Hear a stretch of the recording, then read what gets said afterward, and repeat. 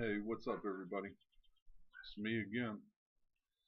I had some questions pertaining to Barack Obama, and the reason I leaned closer was because the volume wasn't picking up like it should. So I want to make sure you hear this.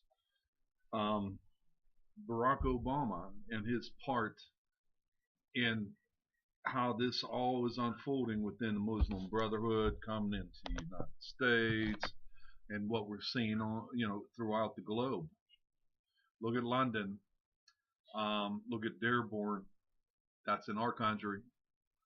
Look at New York City, Minneapolis. But let me get on with this because it's kind of lengthy. It's going to take about 45 minutes to an hour. And again, there's a lot of quotes, but I pieced this together myself. I found this stuff, and there's a lot in my words. Uh, but the questionable ones are going to come from the Quran and the Bible and a lot of direct quotes. So strap in, please listen to this. I know it's lengthy, but it's important that you hear this. The true American needs to hear this because it's going on, all right? So here we go. In Luke 10:18, Jesus states, I beheld Satan as lightning fall from heaven. How does a Jewish rabbi, which Jesus is credited with being, this is John 1:8, or I'm sorry, 1:38, say in Hebrew that Satan is the lightning from heaven? Now we're talking about a Jewish rabbi. How does he translate this in his word, his documents, his Bible, his beliefs? I'm not a Jewish, so I don't really know this part of it, but it'll make sense. Barak, also transliterated as Barak, B-A-R-A-Q in Hebrew, is lightning. In parentheses, Strong's Hebrew word 1300. Even in Greek, Barak is lightning. Strong's Greek word 913 for the name of a person.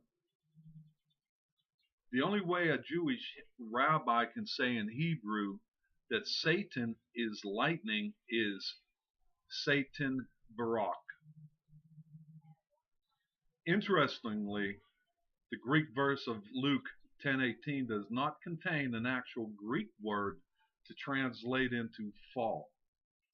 The Greek word translated as fall appears to be a rare form of a Hebrew word for transgressions. So, the words of Jesus in this verse probably refer to heavenly transgressions.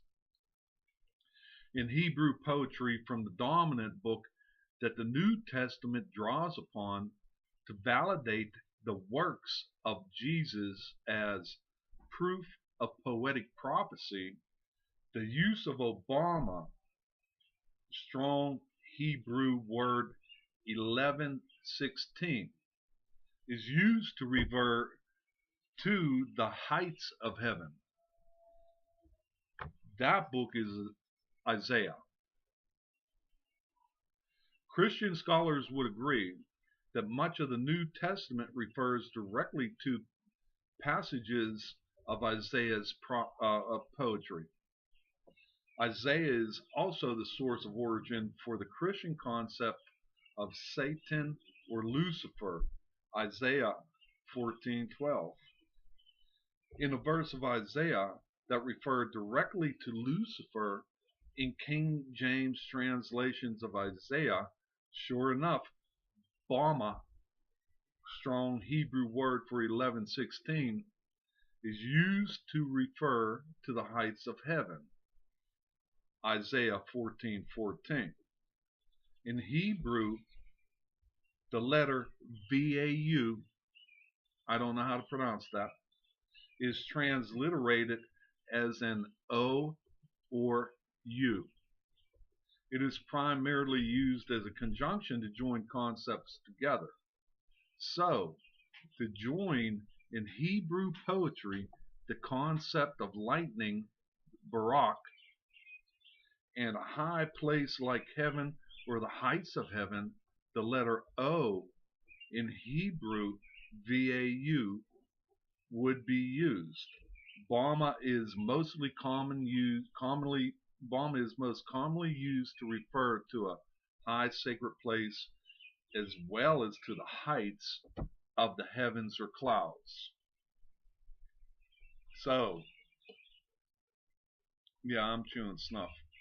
So, Barack Obama in Hebrew poetry, similar to the style of Isaiah, would translate literally as lightning and the heights of the sky or heaven.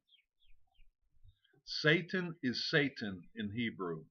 So the Jesus prophecy of Luke 10:18 is spoken actually by a Jewish rabbi influenced by the poetry of Isaiah, would have said the verse Luke 10:18 as Satan Barack Obama. That would be Hebrew for Satan is lightning, in parentheses, Barak, and the heights, Bama, in parentheses, of heaven or the sky. Since the oldest copy of Luke 10:18 is recorded in Greek, the only word we need to add is the incorrectly translated word for a fall. Thus far, Christian scholars claim the word translated as fall is Strong's Greek 4098, pipto, P-I-P-T-O. In Luke 10:18, in Greek, pipto is not used. The word pesouta, P-E-S-O-U-T-A, that's the word used. This is probably a Greek phonetic usage of the Hebrew word. Like Satan is Hebrew and translated phonetically as a Hebrew word, it seems pesouta, a Hebrew word, was not correctly translated. Since a Greek word not in the Greek text for fall is credited by scholars as being in the Satan is Barak lightning verse. The Hebrew root for pesouta is a word normally used to refer to transgressions or sin. Pesa, P-E-S-A, Strong's Hebrew word 6588, refers to a revolt, rebellion, or sin, or a transgression. This is the exact concept normally associated with Satan in Christian theology. Luke 10:18 is correctly translated as Satan is like lightning, in parentheses, Barak, and the highest, Bama, heavily rebellion, sin, transgression.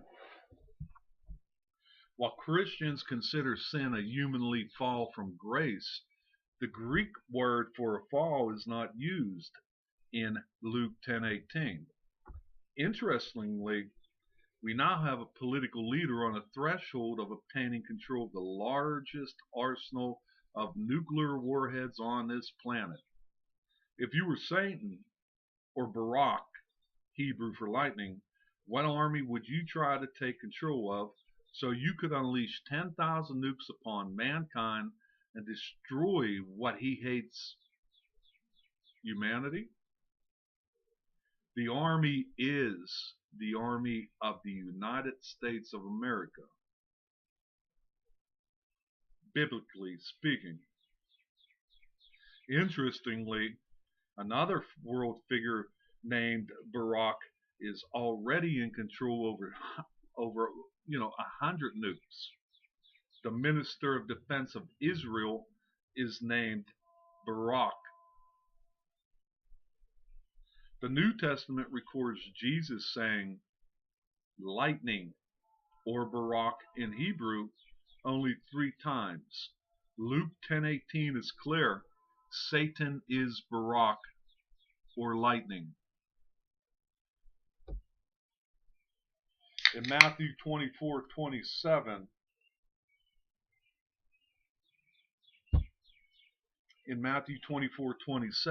Jesus explains how his coming will be connected to lightning. In parentheses, Barak, according to Old Hebrew. Matthew 24:27 states, for as the lightning, Barak in parentheses, so you don't lose track of this shit, cometh out of the east and shineth unto the west, so shall also the coming of the Son of Man be. The Greek word translated as for in this verse is gar, G-A-R, small g, Strong's Greek word 1063. This word can also be translated as seeing or when. So, seeing Barak, or when Barak comes from the east and shines on to the west, is a timing event for the coming of Jesus. Barack Obama grew up in the east, in the country of Indonesia. His political career is now about to shine upon the West, the United States. Can it be the coming of the Son of Man is nigh? According to New Testament verses, lightning or Barak is Satan, and his travels from the east is Indonesia to accession to the throne of power in the West, the United States, signals the coming of the Son of Man. I know this doesn't mean nothing to the non-believers or to those who don't claim Jesus as their Lord and Savior. But the people that do, this is significant, and it's taken place. The prophecies are unfolding. Luke 17:24, Jesus once again uses lightning, Barak, aka Satan, for a timing prophecy of his coming. Once again, the Greek word gar, small g, Strong's Greek word 1063, is translated as for. However, it is also seeing or when. So Luke 17:24 can also be read as seeing or when lightning, in parentheses Barak, comes out of heaven, so shall also the Son of Man be in his day. So Jesus used lightning, in parentheses Barak in Hebrew, to literally describe Satan. He then tied his coming to the appearance of Barak, or lightning, aka Satan. Many political pundits describe the charisma of Barack Obama as messianic.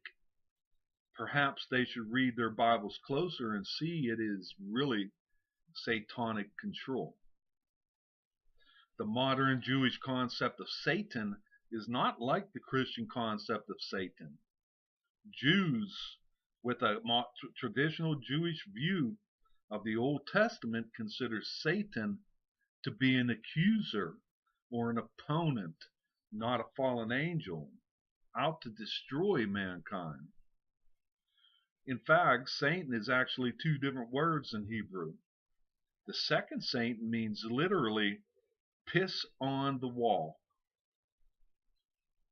In fact, the Hebrew word sin means the same thing, piss on the wall. See Strong's Hebrew word 8366. It's equivalent to Satan / or / piss / sin. The Satan Christians comprehend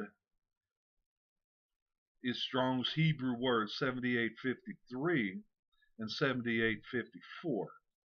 The adversary, slanderer opponent, or accuser.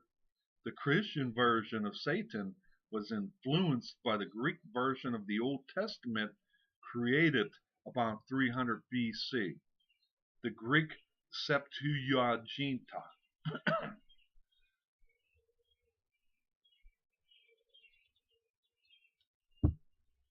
The Greek view of Satan probably emanated from contemporary Hebrew thought that was not part of mainstream Judaism. That view was of the separatist Jews known as the Essenes. The Essenic concept of a great war in heaven between the sons of God was written about the Essenic literature that is not part of traditional Bibles now. However, their poetic prose about the Greek or the great battle between the sons of light and the sons of darkness were discovered not long before Baruch was born. That discovery was the Dead Sea Scrolls. Most Christian scholars now connect Jesus to the group of Essenes that wrote the Dead Sea Scrolls, primarily due to their communal concept of life, devotion to minimalistic lifestyles, almost in poverty, and of course ritual bathing of baptism. The Essenes were also acclaimed healers in a mode of miracles of the New Testament. So, is Satan like what Jews are taught, an accuser, or piss on a wall? Or is Satan really lightning Baruch, who now strolls the earth, walking to and fro, and about to take control of over 10,000 newts? If Satan is a real diabolical fallen angel, then the rise of Satan /lightning /Baruch is the sign that the coming of Emmanuel's is nigh. If Satan is a real diabolical fallen angel, then the rise of Satan /lightning /Baruch is the sign that the coming of Emmanuel is nigh. I repeated it because I needed you to hear it. Written on the 29th day of June 2008 CE by the Honorable Dr. Rabbi Salah Emanuel Adoni.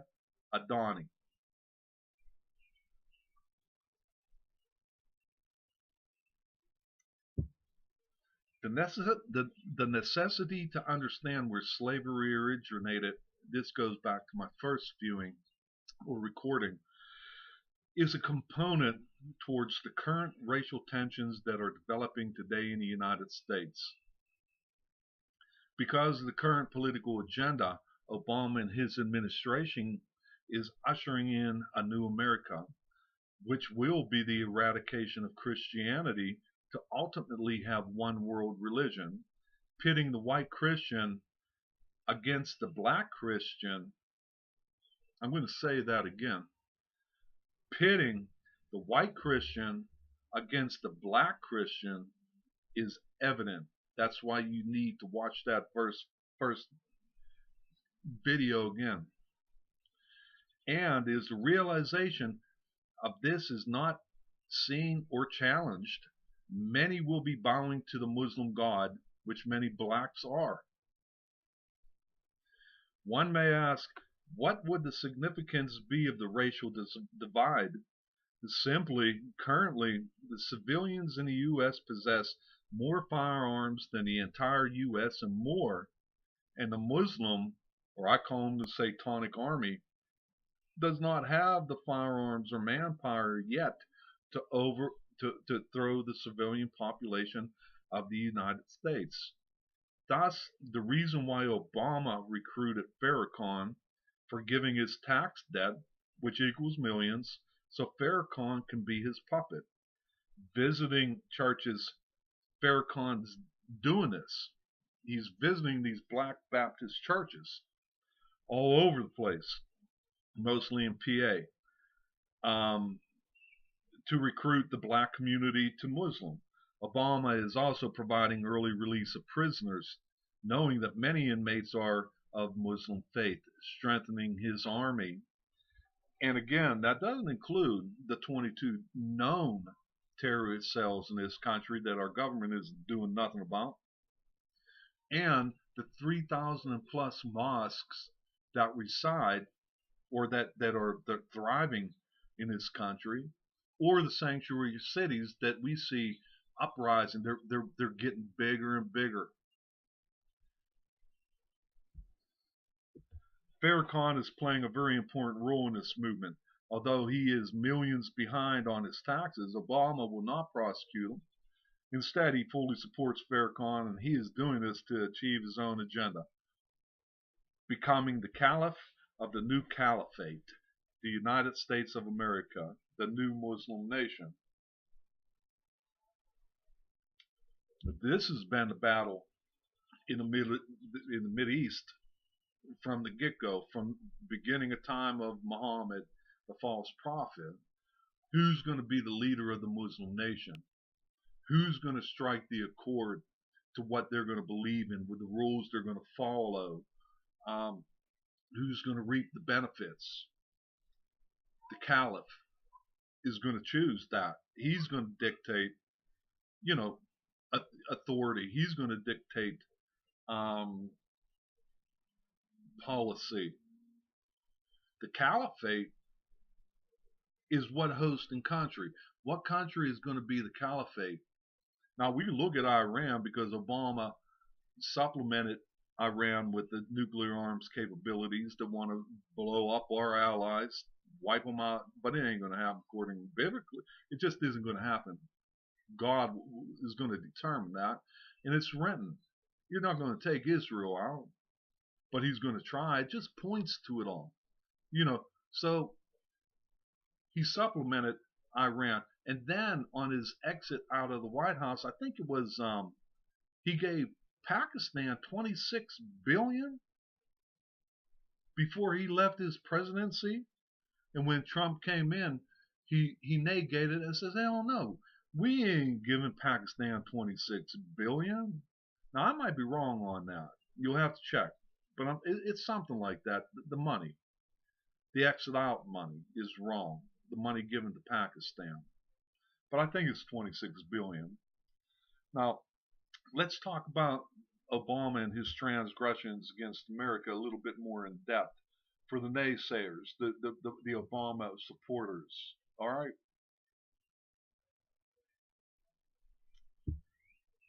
The Obama administration quietly shipped Osama bin Laden's bodyguard back to the Wahhabist kingdom of Saudi Arabia, despite warnings that the Muslim terrorist remains a serious threat to the United States.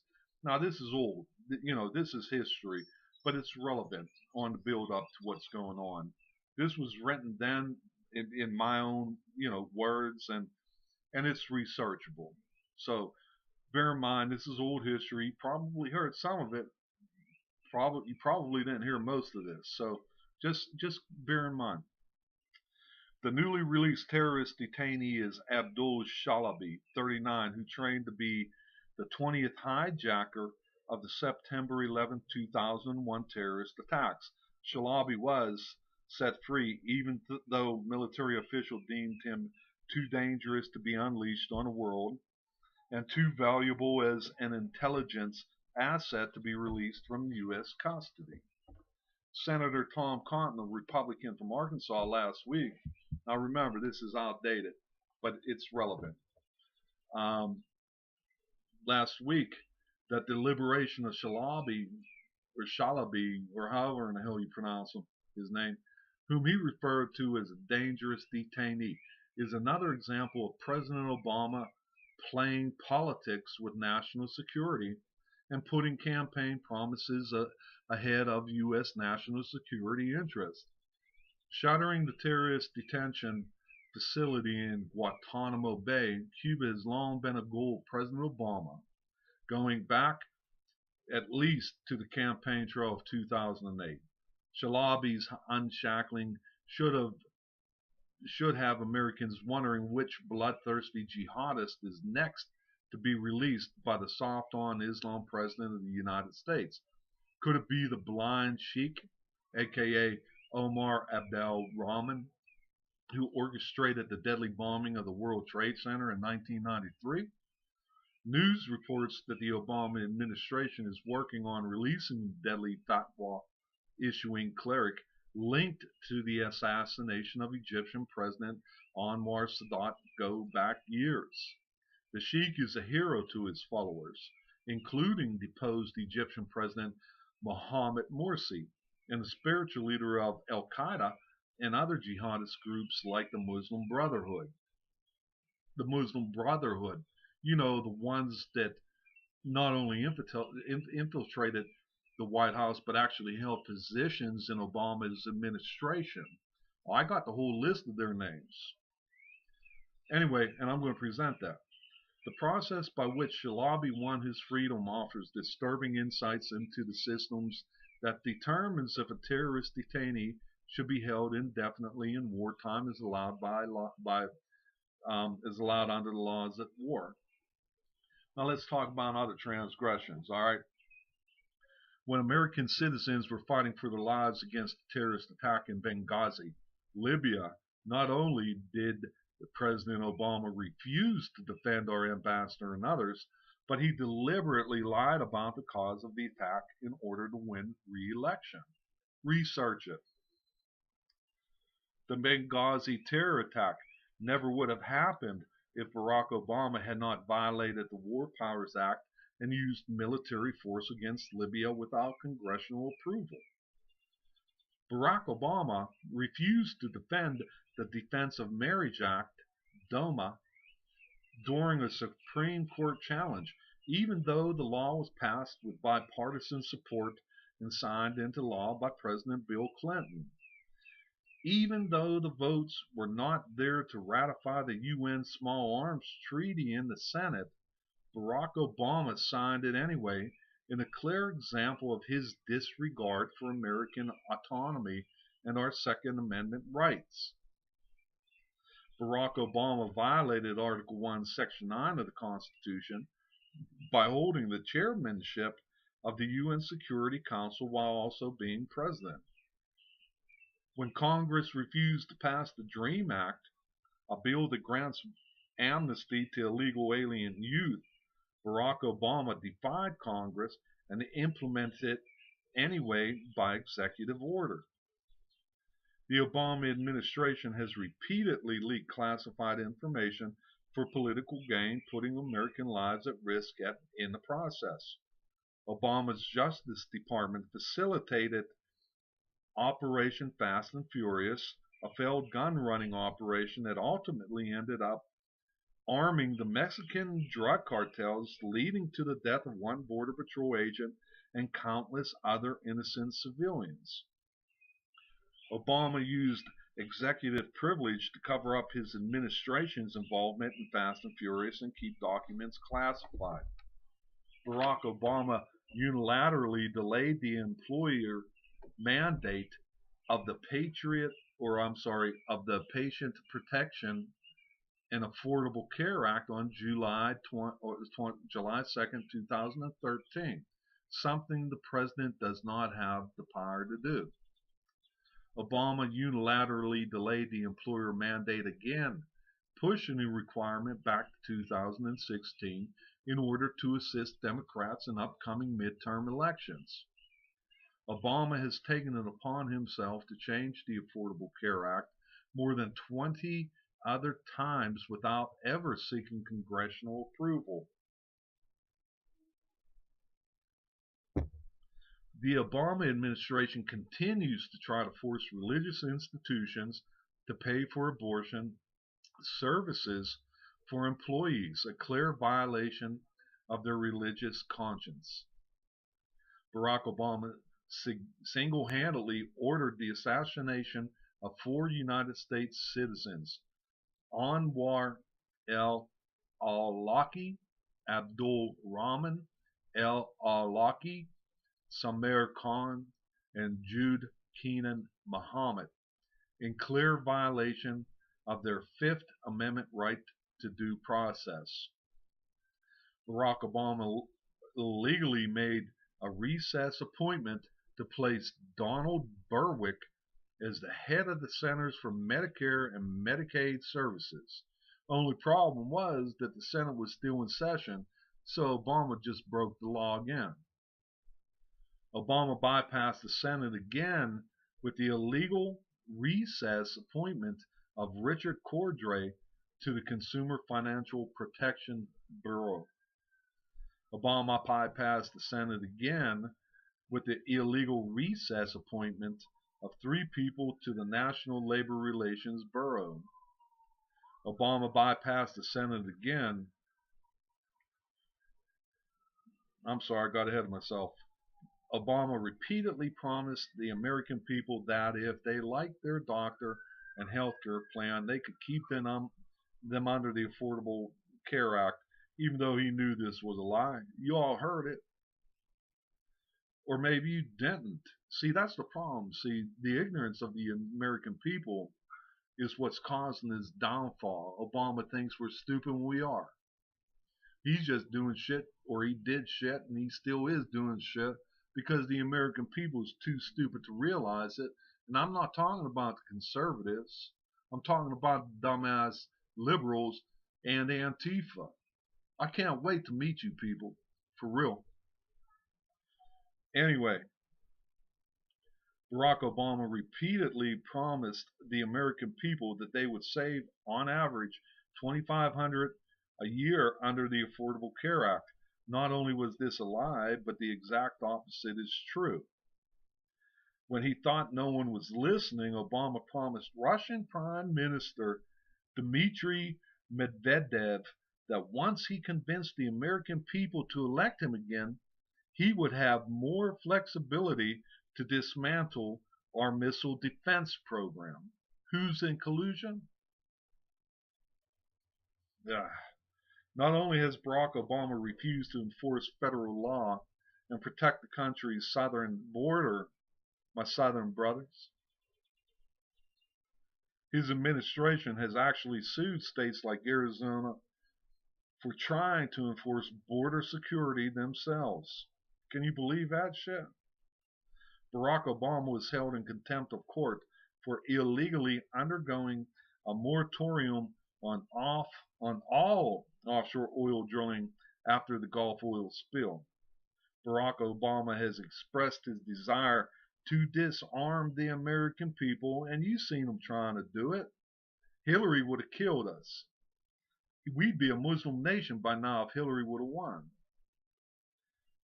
Anyway, to disarm the American people, and he was implemented more than 20 gun control executive orders to limit Americans' access to legal firearms and create a gun registry. You know why he did that. He's bringing in his Muslim Brotherhood so they can take over this country, and he knew the American people weren't going to stand for it, that there was going to be a war in this land, and there's still going to be a war. Going to come. Nothing I could do about it. Nothing. People, you need to wake up. Join a militia. Become active in a patriot group. And I don't mean keyboard warring. I'm talking about for real. Under Barack Obama, the government's use of internal brotherhood checkpoints has skyrocketed, denying Americans their constitutional rights and subjecting them to unreasonable searches and seizures while traveling America's roadways. Obama has expanded the NSA's monitoring of domestic spying programs, collecting data on millions of Americans without a warrant or cause. You see it happening now. They're finally catching up to his ass, his dumb ass.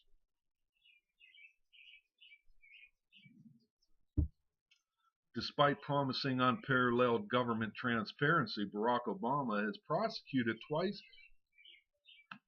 as many whistleblowers under the Espionage Act as every other president combined.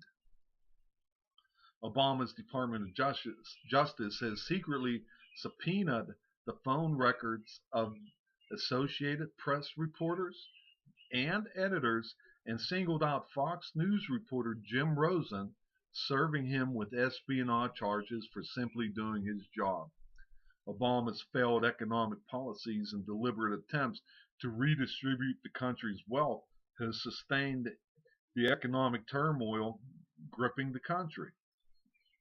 The Obama administration Internal Revenue Service target political opposition, specifically Tea Party groups. People, come on, Tea Party, keyboard warriors. That's what you're doing. You typing up a storm, saying all the right thing. Step it up. For extra scrutiny to stop them from organizing leaders up to the 2012 election.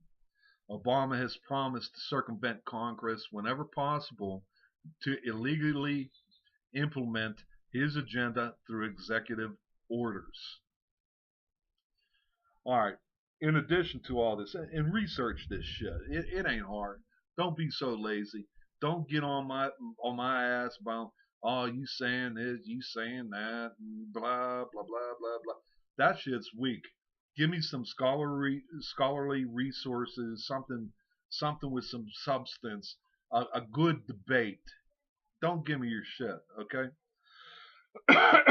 In addition, Obama administration uses IRS to target conservatives, Christian, and pro-Israel organization donors and citizens.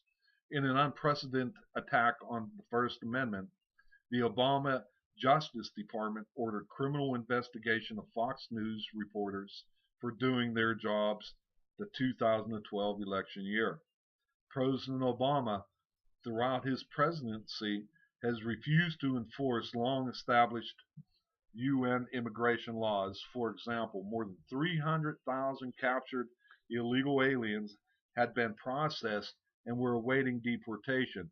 But incredibly, Obama stopped these deportations and ordered the U.S. Patrol to release many of these illegal aliens in violation of law and without explanation. He did it. Congress rejected Obama's so-called DREAM Act, which would have granted permanent residency to many illegal aliens. So Obama enacted his own version of the DREAM Act by executive order, thus directly defying Congress. According to Obama's executive order, illegal aliens can stay in America if they are under the age of 30, not under the age of 12,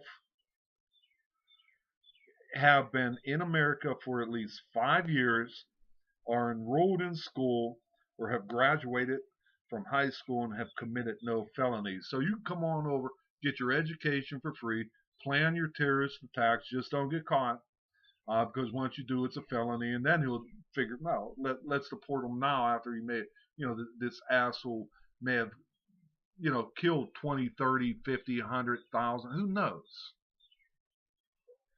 Obama has refused to build a double barrier security fence along the U.S.-Mexican border in direct violation of the 2006 Security Fence Act.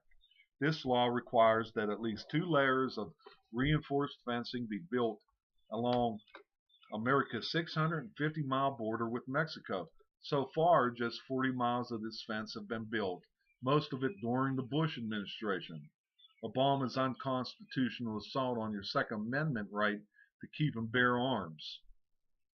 President Obama issued in one day 21 separate executive orders that attacked and undermined your Second Amendment right to keep and bear arms, especially egregious, I apologize, is President Obama's executive orders amending the Obamacare law to allow doctors and hospitals to investigate patients who own a gun. This outrageous executive order could allow the federal government to track and monitor law-abiding gun owners simply because they sought medical care. Really?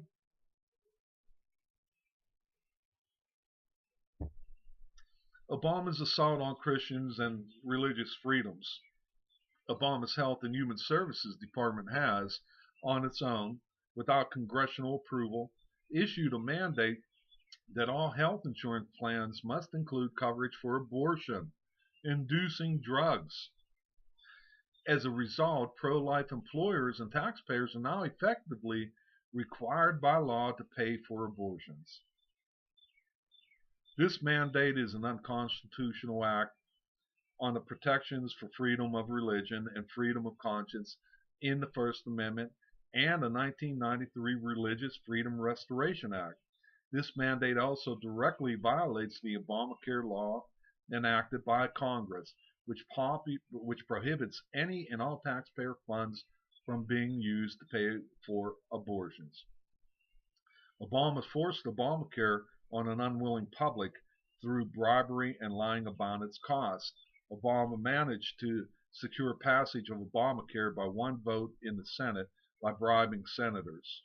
He bribed Senator Ben Nelson of Nebraska with the notorious Cornhusker kickback. He bribed Senator Mary Landrieu with the infamous $300 million Louisiana Purchase.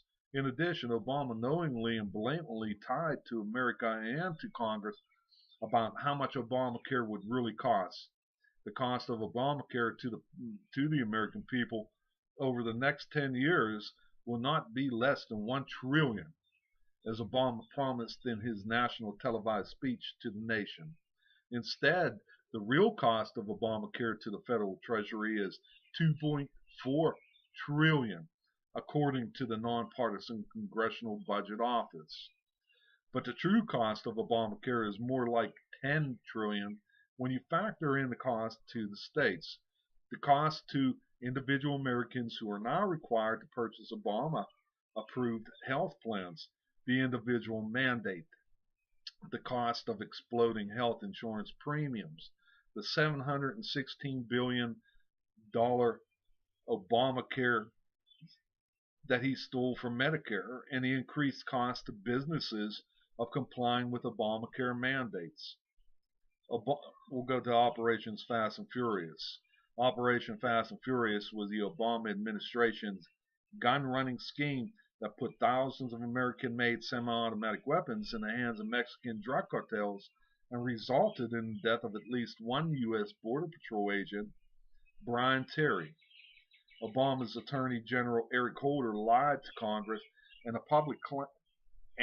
He lied to the public as well, claiming he didn't know about his Justice Department's Fast and Furious operation. Really,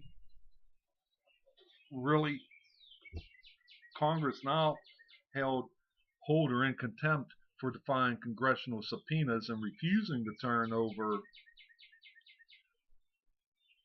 thousands of Justice Department documents on Fast and Furious.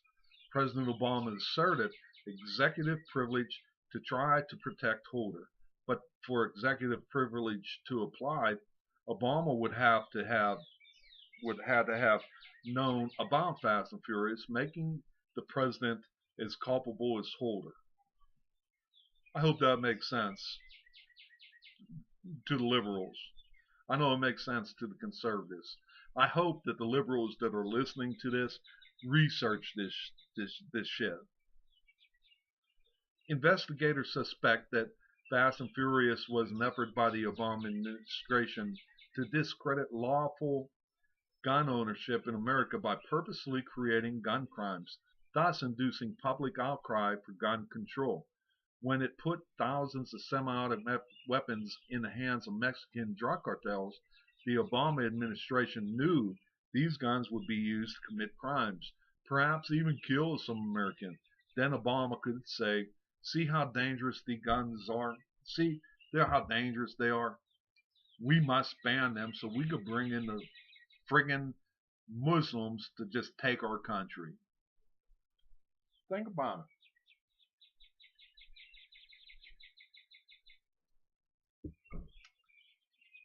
Federal Communications Commission, FCC, regulated the internet despite a court order from the Circuit Court of Appeals for Washington, D.C., stated that the FCC does not have the power to regulate the internet.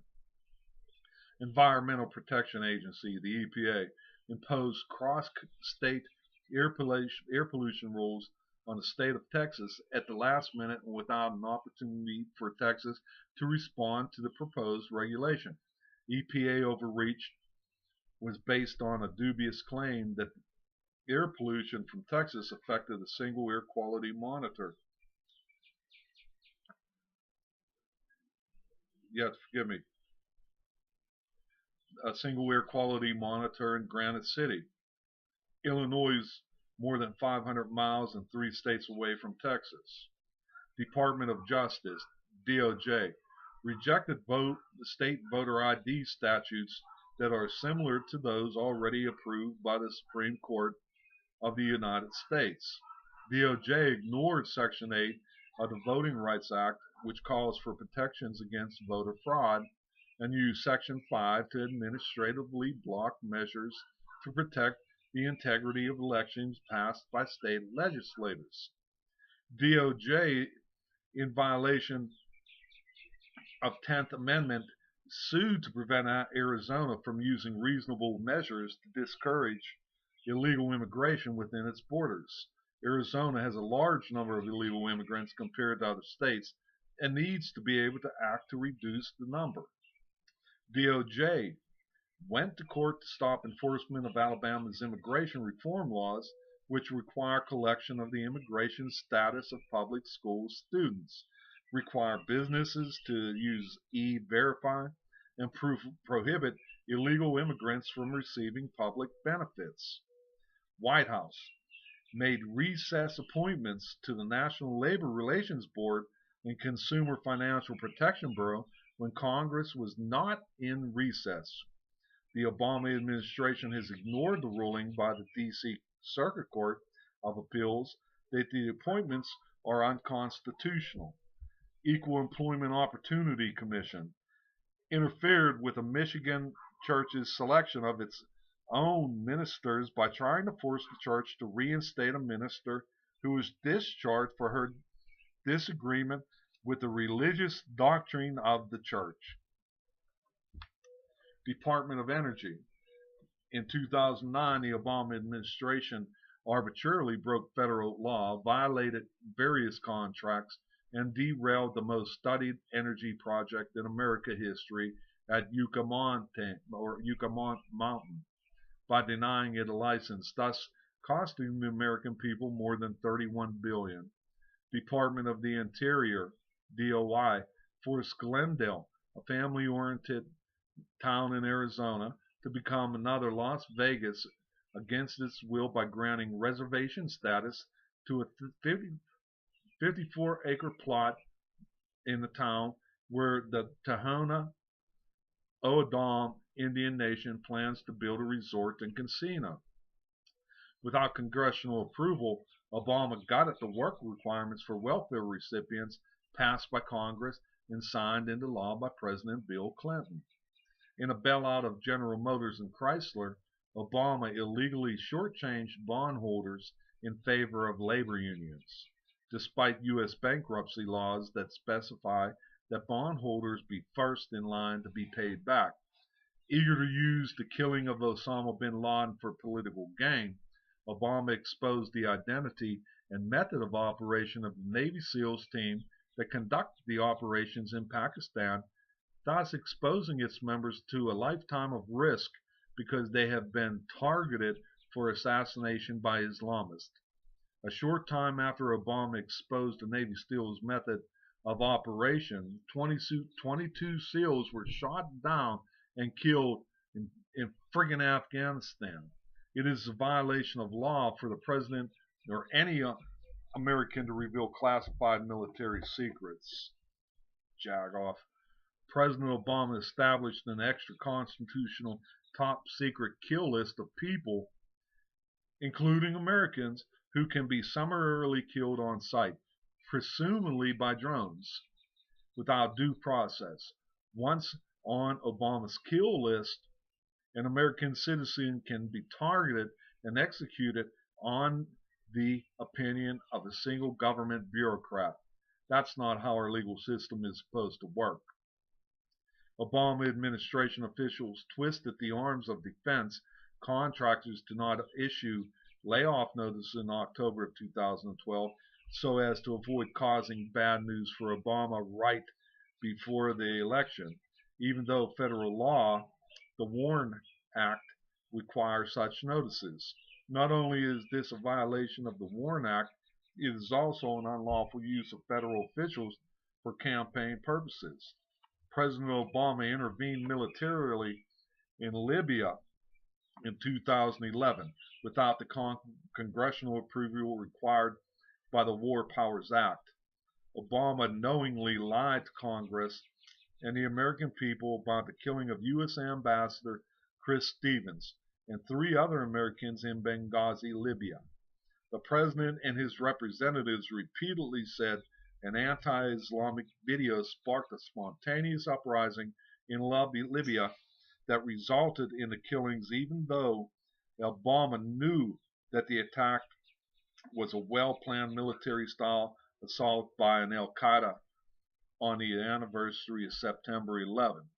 Michelle Obama's family trip to Africa in June of 2011, including a private safari at a South African game reserve, cost American taxpayers $424,000 for air travel alone. Mrs. Obama brought along both her makeup artist and hairstylist, as well as her mother, a niece, and a nephew, and her daughters, who are listed as senior staff members. Really? I don't care about the president taking the family on trips and shit like that. But come on, now. All right, 20 quotes by Barack Hussein Obama about Islam and Muhammad. The future must not belong to those who slander the prophet Islam. These are his quotes, word for word.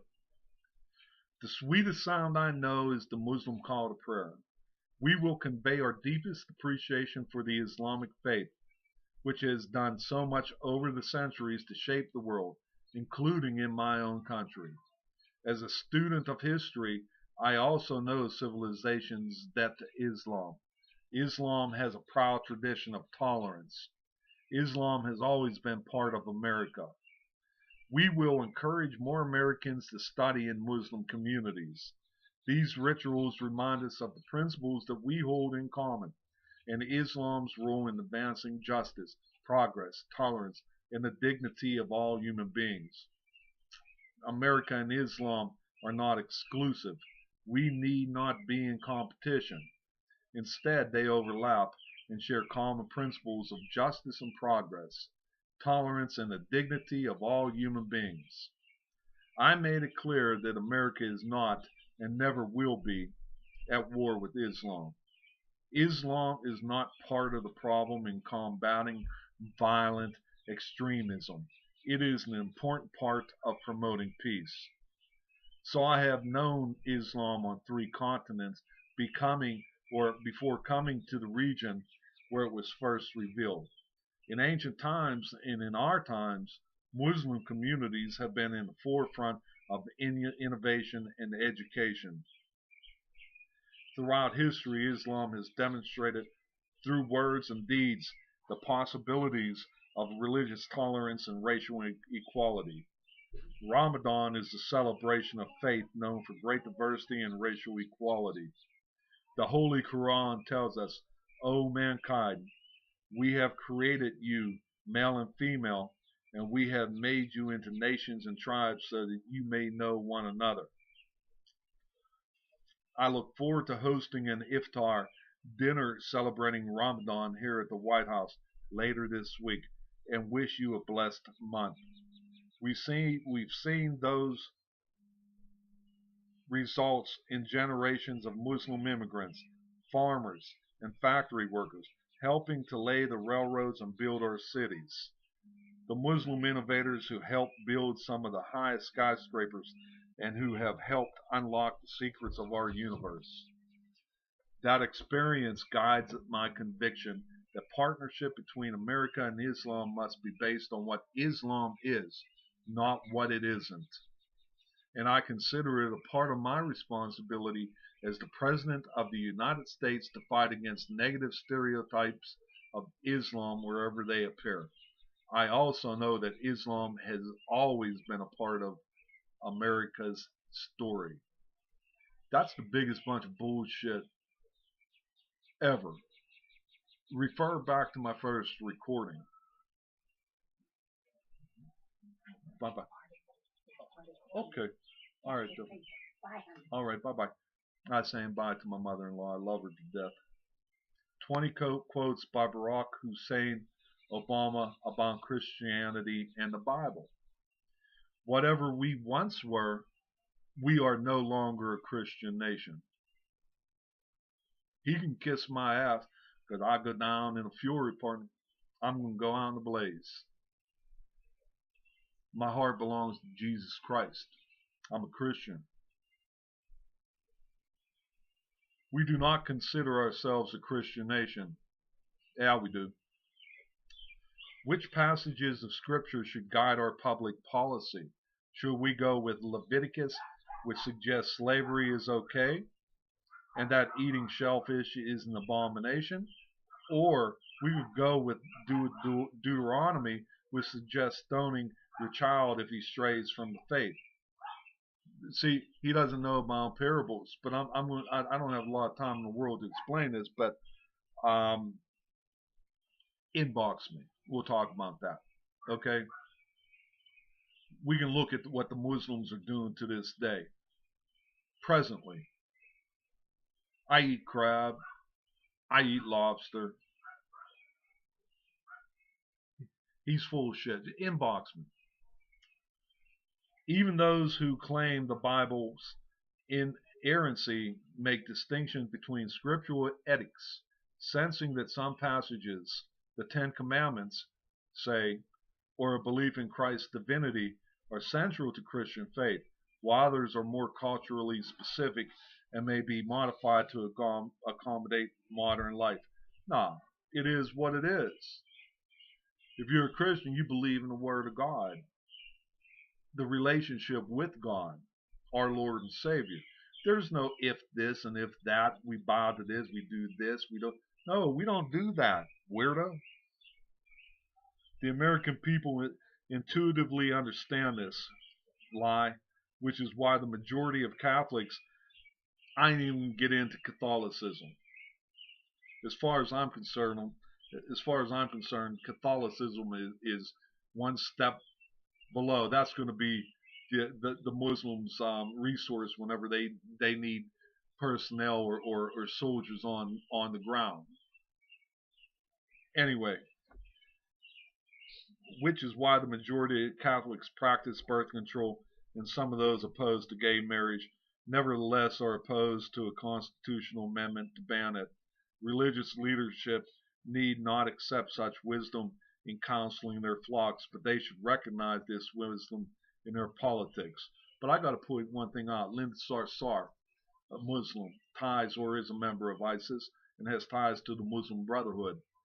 She don't believe in abortion amongst the Muslim population, but she's over here preaching all her shit, how equal rights, how the women should be afforded that right. It's their body. You can kill your baby. And you know who they're targeting? Black Americans. They're putting the Planned Parenthood in these poverty-stricken communities because they know the black population is where the highest output of children are. So although her belief is completely against, she would be beheaded. She would be beheaded if she stated to a Muslim, I'm going to get an abortion. But it's okay for her to do it to our people because they're trying to reduce our fertility rate in accordance to their 100-year plan. Linda Sarsour is a piece of shit, and it is the Muslim belief system, the satanic army. Anyway, from Obama's book, The Audacity of Hope, I am not willing to have the state deny American citizens a civil union that confers equivalent rights on such basic matters as hospital visitation or health insurance coverage simply because the people they love are of the same sex. Nor am I willing to accept reading the Bible that considers an obscure line of Romans to be more defining of Christianity than the Sermons on the Mount. Obama's response when asked what his definition of sin is, being out of alignment with my values.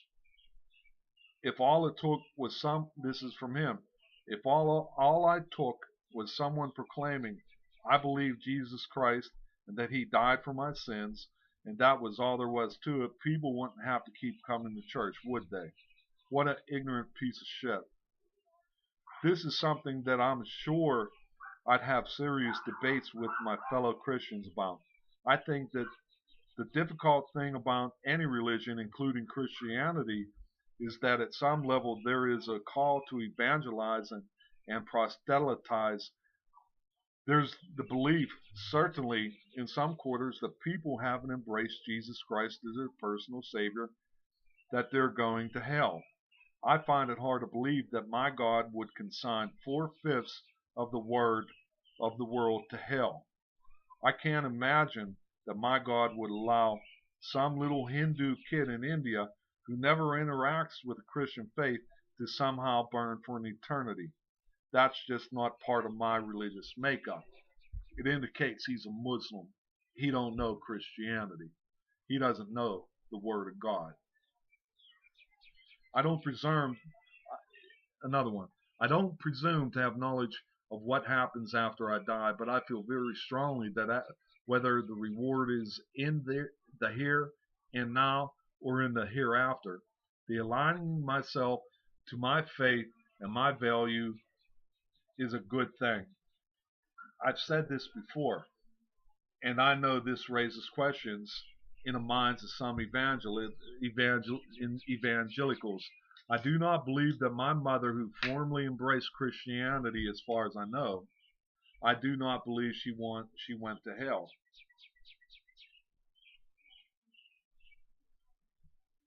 Those opposed to abortion cannot simply invoke God's will. They have to explain why abortion violates some principles that is accessible to people of all faiths. On his support for civil unions for gay couples, if people find that controversial, then I would just refer them to the Sermon of the Mount. Or you can have your Muslim Brotherhood throw them off a tall friggin' building and kill them. You got into these small towns in Pennsylvania, and like a lot of small towns in the Midwest, the jobs have been gone now for 25 years and nothing replaced them. And they fell through the Clinton administration and the Bush administration. And each successive administration has said that somehow these communities are going to regenerate, and they had not. And it's not surprising then that they get better. They cling to guns or religion, to antipathy, to people who aren't like them, or anti-immigrant sentiment or anti-trade sentiment as a way to explain their frustrations. Another one, in our household, the Bible, the Quran, and the Bhagavad Gita sat on a shelf alongside books of Greek and Norse and African mythology. On Easter or Christmas Day, my mother might drag me to church, just as she dragged me to the Buddhist temple, the Chinese New Year celebration, the Shinto shrine, and ancient Hawaiian burial sites. We have Jews, Muslims, Hindus, atheists, agnostics, Buddhists, and their own path to grace is one that we have revered and respect as much as our own. All of us have a responsibility to work for the day when the mothers of Israel and Palestinians can see their children grow up without fear. Now, I agree with that. When the holy land of the three great faiths in a place of peace that God intended it to be, when Jerusalem is a secure and lasting home for Jews and Christians and Muslims, and a place for all the children of Abraham to mingle peacefully together, as in the story of Israel. As in the story of Israel, when Moses, Jesus, and Muhammad, peace be upon them, join in prayer. I don't have no problem getting along with people. I don't have no problem with Muslims as long as they surrender Sharia. They can shove Sharia law up their ass. It ain't happening here. All right, let's talk about some Islamist infiltration, which I've been preaching about for years of the Obama administration. Abedin Huma, Deputy Chief of Staff to Secretary of State Clinton. Abunimah Ali, Vice President of the Arab American Action Network. El Hibri Aziza, U.S. Commission on International Religious Freedom. El Muzra Khalid Abdul Tariq, patron of Obama during the 80s. El Murayasadi Salam, representative of the U.S. government, the annual Organization for Security and Cooperation in Europe Conference. Alikan Arif, Department of Homeland Security. Arab American Action Network, received money from Woods Fund when Obama was board member of Woods Fund. Barack H. Obama Foundation, headed by President Obama's half-brother, who oversees the Muslim Brotherhood's international investments. They're a known terrorist group. Asbahi Mazen, National Coordinator for Muslim American Affairs during the 2008 presidential campaign. Alibri Muhammad, Homeland Security Advisory Council. Husani Minyah, National Coordinator of Muslim American Affairs during the 2008 presidential campaign. Hussein Rashad, Special Envoy to the Organization of the Islamic Conference. Khalidi Rashid, Professor of Middle East Studies at Columbia University. Majid Muhammad, Department of Homeland Security, Countering Violent Extremism Working Group. Matson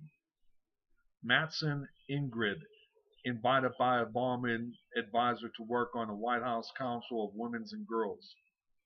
Mogahed Dalia, Advisory Council on Faith-Based and Neighborhood Partnerships. Obama Abongo Malik, the older half-brother of Barack Obama. Patel Ibu, Advisor Council on Faith-Based and Neighborhood Partnerships. Saeed Edward, professor and Arab activist who was keynote speaker at the 98 fundraiser attended by Obama. Shura Kareem, Homeland Security Advisory Council. Shura Nawar, Senior Advisor to the Civil Rights and Liberties Office of the Transportation Security Administration. Briefly, the Caliph and the Caliphate. We already talked about this. Coming from my mouth. Historically, caliphates are governance under Islamic law, which calls for election of leadership under Sunni practice and selection from a group of imams in the Shia tradition. The role of law by Islamic ethics is a common thread to the governance of under a caliphate. Caliphate rule is largely symbolic, the power of local sultans and rulers handling the day-to-day operations of government. The turmoil that was and is still happening in the Middle East stems from who the caliph and the caliphate is or were or are going to be. It is common knowledge that the U.S. developed ISIS to overthrow Saddam Hussein, and currently ISIS is claiming to be the caliphate. The U.S. government refuses to acknowledge ISIS as being terrorists under the Obama dumbass administration. Again, this is common knowledge. Obama has never once uttered this name, ISIS, in reference to being the terrorists that they truly are. Obama is speculative, is positioning himself as the caliph, and he is attempting to make the U.S. the caliphate. That was seen, like we talked about, the Iran nuclear capabilities and forwarding billions to Pakistan to eradicate Israel. And everyone over there is death to America. Islam. Islam is not just a religion. It is a theopolitical doctrine as implemented under Islamic Sharia law. People should take note that Islam makes attainment of political goals as a religious duty thereby making inseparable the religious from the political. Islam's express goal is to spread Islam across the world, to replace or subjugate anything non-Islamic. Wherever Islam thrives, a state within a state develops, and the existing government and unbelieving kafir or infidel culture is rejected. The Islamic minority grows in until it can conquer, by political or violent means, the established government and will replace it with Sharia law. This is only part of it. Like I said, tip of the iceberg. But I had to go back because I get tired of people saying about Obama, he's a wonderful human being. People, especially I can't remember his name, Emmanuel, I wish I could remember his name, my brother, black man about my age, he prompted me to put this on YouTube. I need people from the inner cities. That's where I'm born and raised. We need these urban warriors. We need people who's going to take over, or I should say, police the urban environment, because this shit's going to come to the forefront. It's going to happen.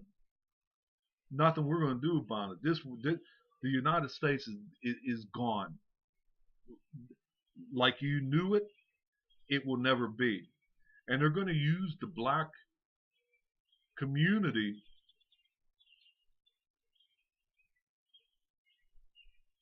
to assist in overthrowing America. But you have to remember who your enslavers were. You have to remember who the people were that eradicated your bloodline. It wasn't all white people. I'm in the same boat as you. I'm stuck in this inner city. I've been fighting the fight for equal rights probably than most black people.